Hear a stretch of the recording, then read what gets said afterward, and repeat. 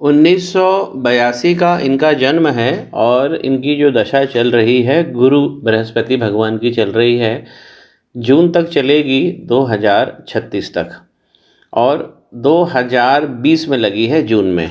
तो बृहस्पति की पोजीशन तो यहाँ कारक बैठे हुए हैं, बहुत सुंदर, बहुत ज्ञानी, ज्ञान से कर्म करने वाले। ये 16 डिग्री पर है और 7वीं राशि यानी वीनस की राशि में बैठे हैं। तो गुरु का बहुत बहुत बहुत अच्छा प्रभाव है। इसी घर में गुरु बहुत बड़े कारक होते हैं, बिजनेस सेटअप भी कराते हैं और धन, ये सब तो धन वन तो सब देंगे। 16 डिग्री का बैठे हैं युवावस्था के। अब एक इसमें बहुत अच्छी चीज़ है कि गुरु शुक्र की राशि में बैठे हैं और शुक्र यहाँ पर गुरु की राशि में बैठे हैं, धनु राशि 9 लेकर। तो ये तो अति अति अति उत्तम है। और देखिए दोनों गुरुओं ने क्या किया है, ये जो लाभ का घर है इसके अगल बगल बैठे हैं, तो लाभ को बहुत जम के फोर्स किया है, अच्छा लाभ के लिए तैयार कर दिया है।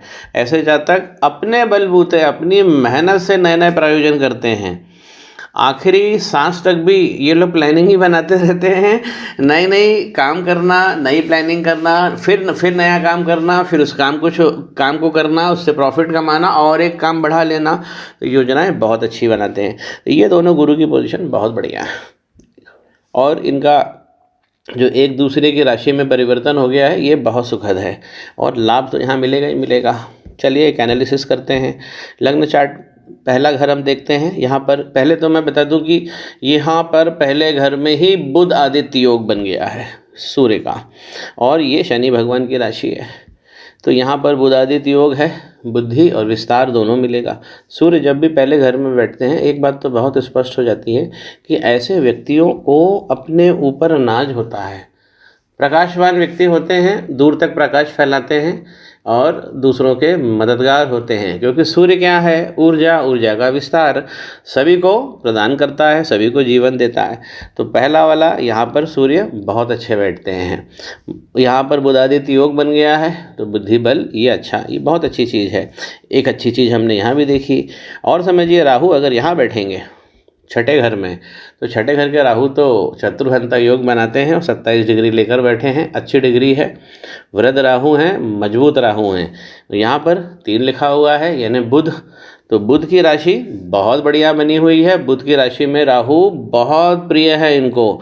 तो राहु तो आपके ऐसे हैं कि आपको धर्म से भी जोड़ेंगे और आपको मंत्र वगैरह सब सिखाएंगे, भगवान के द्वार खोल देंगे। ये केतु यहाँ पर 12 नंबर पर बैठे हुए हैं, तो ये आखिरी जन्म है इनका, इसके बाद मोक्ष की प्राप्ति हो जाएगी।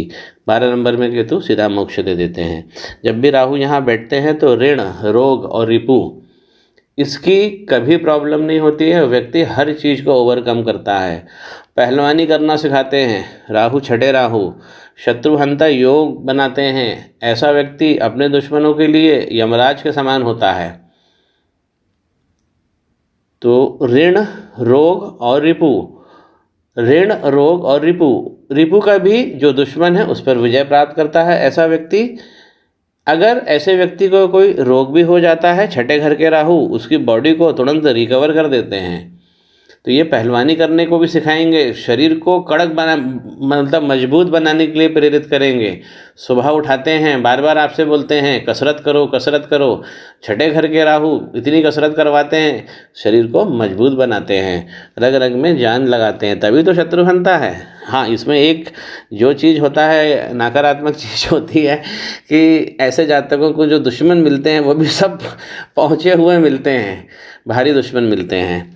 और फिर वही तो भाई शत्रुहंता बना है। तो शत्रुहंता क्या है, शत्रुहंता यही चीज़ है कि आगे हमको बहुत अच्छे बड़े बड़े दुश्मन मिलेंगे और उनका सफाया ऐसे जातक करेंगे।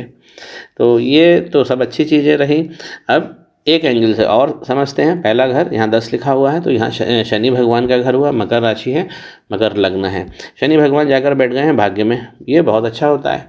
जब भी लग्नेश भाग में चला जाए तो इसका मतलब क्या है, चीज़ें भाग्य से आएंगी इनके पास, और 36 के बाद बहुत अच्छे आएंगे, क्योंकि शनि है। तो शनि का कारक क्या है, 36, 38 से इनको बहुत अच्छा लाभ मिलेगा। तो लाभ की स्थिति आई गई है, 40 वर्ष के हो ही रहे हैं ये। अब इसमें एक दिक्कत है कि जब शनि भगवान यहाँ बैठे हैं तो साथ में मंगल भगवान बैठ गए हैं, तो इसी को हम कहते हैं अस्थि भंग योग, शनि मंगल भगवान का अस्थि भंग। अब यहाँ पर जो इनको भाग्य मिलना चाहिए अब उसमें संघर्ष हो जाएगा, क्योंकि शनि मंगल साथ में हो गए। साथ में इधर क्या है, इधर चंद्रमा भी हैं, तो चंद्रमा भी भाग्य में अच्छा देते हैं, भाव का भाव तो मिलेगा। तो चंद्रमा यहाँ बैठे हुए हैं तो आपको धर्म से भी जोड़ेंगे, माता की भक्ति कराएंगे, दुर्गा माता की, और इनकी जो माता है घर में वो भी। लेकिन इनकी माता को कष्ट हो गया, यहाँ पे शनि मंगल भगवान ने घेर लिया चंद्रमा को। तो चंद्रमा, पहले मैं शनि भगवान की बात कर लेता हूँ। तो शनि भगवान ने जैसे ही चंद्रमा को घेरा तो विष योग लग गया, तो विष और चंद्रमा पे लगा है, तो इसलिए वो मन की पीड़ा और ऑपोजिट सेक्स से फ़ायदा नहीं मिलेगा, धोखा वोखा मिल सकता है, ये तो मिलेगा ही मिलेगा, क्योंकि शनि और चंद्रमा का योग बड़ा कठिन होता है। जब भी कुंडली में शनि और चंद्रमा का योग बना रहे तो शादी करते समय, इनकी तो खैर शादी हो गई होगी, उस पर हम बाद में चर्चा कर लेंगे, शादी करते समय कलश पूजन ये जरूर करना चाहिए, क्योंकि शनि और चंद्रमा का जब युति होती है तो इसी में कलश पूजन करते हैं। तो कलश पूजन में ये होता है कि कलश के साथ शादी होती है पहले, फिर उस कलश को फोड़ देते हैं, तो ये विषय खत्म हो जाता है। खैर इसके दूसरे रास्ते हैं, अब तो समय हो गया है। तो यहाँ पे शनि और मंगल का ये एक तो करना पड़ेगा, क्योंकि ये शरीर में भी तोड़ फोड़ करते हैं, लिगामेंट्स की प्रॉब्लम देते हैं, जॉइंट्स की प्रॉब्लम देते हैं, और हड्डियों को भी तोड़ते हैं। शनि मंगल जब भी साथ में बैठे रहें तो एक बात तो पक्की हो जाती है कि जैसा व्यक्ति आया है वन पीस में वैसा नहीं जाता, तोड़ फोड़ तो होके रहती है। तो इसीलिए सबसे अच्छा तो होता है कि इसका निवारण बचपन में ही हम उपाय कर लें। तो एक ये वाला जो घर है ये थोड़ा सा इसमें मैनेज करना है, क्योंकि शनि और चंद्रमा और मंगल और शनि ये गड़बड़ है। फिर मंगल क्या करते हैं, चंद्रमा को भी पकड़ लेते हैं, या मंगल चंद्रमा को भी डैमेज करेंगे। तो इनकी जो मदर है उसमें प्रभाव कम है, इनकी मदर का जो प्रभाव है वो कम हो रहा है। मदर को क्या प्रॉब्लम होगी, जलीय तत्व की प्रॉब्लम हो सकती है, जैसे इंटेस्टाइन वगैरह की प्रॉब्लम हो सकती है। तो जल से रिलेटेड जो प्रॉब्लम है वो इनको होगी, और ये एक मैच्योर्ड एज के हैं, तो बॉडी में ये दृष्टिगत हो रही होंगी माता के। तो माता का विशेष ख्याल रखिए। डिग्री 2 है तो इसका तो छोटा सा उपाय होता है, छत पे जाके पूर्णिमा के दिन करना होता है, तो वो तो मैं भी लिख दूंगा।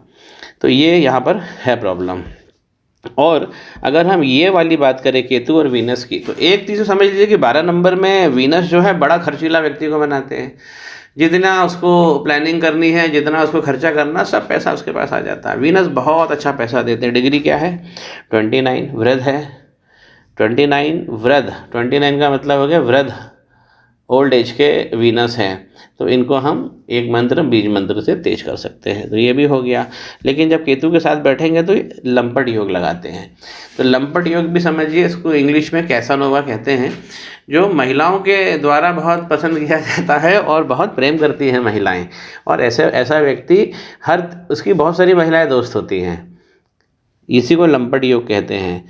लेकिन लंपट योग एक चीज़ और करता है, व्यक्ति को धन भी दे देता है, क्योंकि व्यक्ति वही तो प्रेम और इजहार और प्यार और मिलना और डेटिंग ये सब तो वही करेगा ना कि जिसके पास में धन होगा। तो ये लंपट योग क्या करता है, व्यक्ति को धनवान बना देता है। और वीनस 12 घर के बहुत अच्छा भाव देते हैं। तो ये चीज़ें इसमें से क्लियर हो रही हैं। और अब मैं थोड़ा सा आपको ये डिफाइन कर दूं, ये वाला घर क्या है, लाभ का 11 नंबर घर और 8 नंबर बना हुआ है। तो लाभ के स्वामी कौन बने, मंगल, वृश्चिक राशि है, जाकर कहाँ बैठ गए हैं, भाग्य में। किसके साथ बैठ गए हैं, शनि भगवान के साथ। शनि मंगल का लाभ में लोचा हो गया है, बड़ा लोचा है। अब देखिए इसके ये वाले घर को हम देखते हैं धन का घर। ये लाभ और ये धन, धन और लाभ में क्या अंतर है वो आप समझिए। लाभ है जब कोई ऐसी स्थिति बने जहां हमें प्रॉफिट होने की संभावना है। जैसे आपने मुझे बोला कि वहाँ चले जाइए, आपको वहाँ नौकरी मिल जाएगी। तो आपने क्या किया कि नौकरी का अगर मान लीजिए मुझे 10,000 की नौकरी मिल रही है, तो 10,000 का फ़ायदा तो आज ही आपने मेरा करा दिया। लेकिन धन कब आएगा, 1 महीने बाद। तो इसीलिए धन का कॉलम अलग बना है। तो ये वाली स्थिति दिखाता है, प्रॉफिट इवेंट्स को दिखाता है, लगन। और ये है शगुन। फिर से समझिए, लगन क्या है, भाई अंकल घर पर आ गए अपने बाहर से, और शगुन क्या है, जाते समय हमें धन दे गए। तो जब हम हाथ में आ जाता है जो चीज़, हम उसे धन कहते हैं। जो परिस्थिति में आरंभ में बनती है परिस्थिति, हम उसे लाभ कहते हैं। तो लाभ के प्लैनेट इधर आ गए हैं, माफ़ कीजिए मंगल यहाँ आ गए हैं और शनि भगवान के साथ में। और यहाँ देखिए ये धन का घर है, 11 नंबर कुंभ राशि, तो इसके स्वामी कौन बने, शनि भगवान। कहाँ आ गए हैं, भाग्य से मिलेगा धन, सब कुछ हो जाएगा। लेकिन क्या करेंगे, मंगल और शनि भगवान आपस में भिड़ के जो ऐसा प्रॉफिट जो इनकी चाहत है उसमें रोका लगा देंगे। तो एक ये वाला और इसमें चंद्रमा, तो भाग्य वाला जो घर है वो थोड़ा सा फंस गया है, तो इसे हम साफ कर लेंगे, कोई दिक्कत नहीं है। और यदि हम घर में सुख की बात करें तो 1 नंबर लिखा है, ये सुख है, तो सुख के देवता मंगल बने, क्योंकि 1 नंबर है ना मेष राशि, और मंगल भी शनि भगवान के साथ जाकर बैठे हैं, तो फिर ये दिक्कत हो गई, सुख की एजेंडा लगा रहेगा घर में कुछ ना कुछ। 4 नंबर समझिए, ये है वाइफ का घर। 4 नंबर कर्क राशि, कर्क राशि का स्वामी बने चंद्रमा, चंद्रमा जाकर भाग्य में बैठे हैं, तो पत्नी कहाँ से आएगी, पिता की तरफ से, भाग्य की तरफ से, या पिता के जानने वाले लोगों में से पत्नी का परिचय होगा और पत्नी जीवन में आएगी। तो जब पत्नी जीवन में आएगी तो क्या होगा, चंद्रमा जो है 2 डिग्री पर है, इसीलिए भाव कम है, शनि मंगल अलग बैठे हैं, तो वाइफ के साथ भी हल्का फुल्का ये सब चलता रहेगा, कभी कभी भारी भी हो जाएगा, क्योंकि शनि और चंद्रमा का विषयोग है। नवांश में देखिए, नवांश में हम देखते हैं कि कौन सा ग्रह कहाँ पे जाकर पावर दे रहा है। तो यहाँ पर राहु मंगल का एक अंगारक दोष बन रहा है, जो इनके छठे भाव को पकड़ लिया है। और छठा भाव तो मैंने खुद ही बताया कि प्लानिंग्स का भी होता है, ऋण का होता है, रिपु का होता है, दुश्मन का और रोग का होता है। तो शनि मंगल, और मंगल 7वें भाव का ही भाव दे रहा है, नवांश बता रहा है। और 5वें नंबर में यहाँ पे एजुकेशन भी राहु रोकेंगे ही, थोड़ा बहुत जो है इसमें रुकावट डालेंगे, स्ट्रीम चेंज करना पड़ सकता है। राहु और मंगल जब यहाँ बैठेंगे तो इस घर को पाप करतरी लग जाएगा, तो एक अंगारक छठे घर का निकालना है। और यहाँ समझिए सूर्य और शनि साथ में बैठ गए हैं, और शनि 8वें भाव के खतरनाक होते हैं, आयुष इनका बहुत बढ़ा दिया है, लेकिन चोट चपेट लगा देते हैं। सूर्य के साथ बैठे हैं, 40 के साहब हो गए हैं। यदि इनके पिताजी आज भी स्वस्थ हैं, जीवित हैं, तो आदित्य हृदय स्तोत्रम पढ़ना पहले चालू कर दीजिए, क्योंकि सूर्य शनि 7वें 8वें घर में बैठे रहते हैं। 42 के जब ऐसा जातक होता है तो उसके पिता को बहुत मृत्यु तुल्य कष्ट मिलता है। एक तो मिलता है 28 के समय, एक मिलता है 42 के समय, तो इसे भी हम मैनेज कर लेंगे। चंद्रमा इधर भी 12 नंबर में चले गए, सूर्य इधर भी 8वें नंबर में चले गए, तो ये 12 और 8 ये भी कमज़ोर करते हैं। तो इनकी कुंडली में जो सबसे अच्छा है वो तो जुपिटर है ही, वीनस है ही, ये तो अच्छा, राहु भगवान, केतु भगवान, सूर्य, बुद्धि के देवता बुध, ये भी अच्छे हैं। बस इनमें क्या है कि ये वक्री जरूर है, 9 डिग्री ठीक है, कुमार अवस्था के हैं, वक्री है, तो ये तो मंत्र से दूर हो जाएगा। और ये वाला जो खास है ये डिस्टर्ब है, तो इसमें शनि और चंद्रमा का विषयोग, शनि मंगल का अस्थि भंग योग, और मंगल चंद्रमा का, तो चंद्रमा बहुत ज़्यादा फंसे हैं, मन बहुत ज़्यादा पीड़ित हैं। अभी दशा तो गुरु की चल रही है, तो सारी चीज़ें यदि हम मंत्र वगैरह करते हैं, मैं इनको बीज मंत्र लिख देता हूँ जहाँ जहाँ मुझे लग रहा है, और जो पूजन है वो भी मैं आपसे बात कर लेता हूँ। इसके अलावा भी अगर कोई प्रश्न हो तो आप डाल दीजिएगा।